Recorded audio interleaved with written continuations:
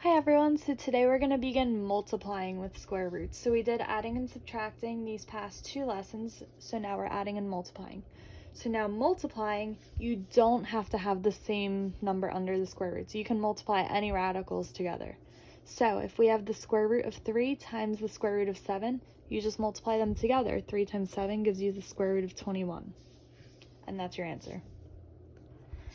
Now, if you have a number in front, your numbers in front of the radical get multiplied together, and then your numbers inside get multiplied together. So we kind of started this with just simplifying radical expressions.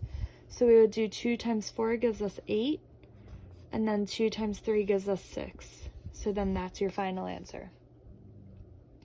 But this worksheet's going to be a little more complicated than these two. We're going to have to distribute in to both terms. So we do the square root of 3 times this 8 times the square root of 2. So this is like having a 1 in front. So 1 times 8 gives us 8. 3 times 2 gives us 6. Plus 1 times 2 gives us 2.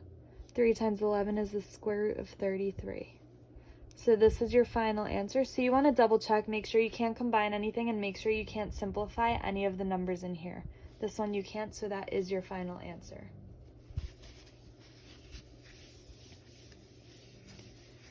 Now we're going to look at an example where you do have to simplify it. Let's say 3 root 2 times 4 root 2 minus 5 root 6.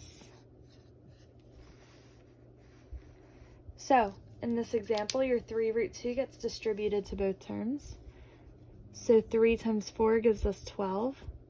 2 times 2 gives us 4. So we have 12 root 4 minus 3 times 5 is 15, and 2 times 6 is root 12. But now 4 and 12 can both be simplified further. So the square root of 4 is 2. So now we have 12 times 2 minus 15 times 12 can be broken up into 4 times 3. So we have 24 minus 15 times 2, because the square root of 4 is 2, root 3. So our final answer is 24 minus 30 root 3. We can't combine them because they don't have the same number under the square root, but once you distribute, you do have to check to see if you can simplify it any further.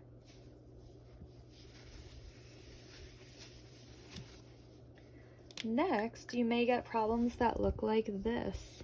The square root of 13 squared. So this is the same thing as saying the square root of 13 times the square root of 13, and you would multiply them together, so you get the square root of 169, and the square root of 169 is 13.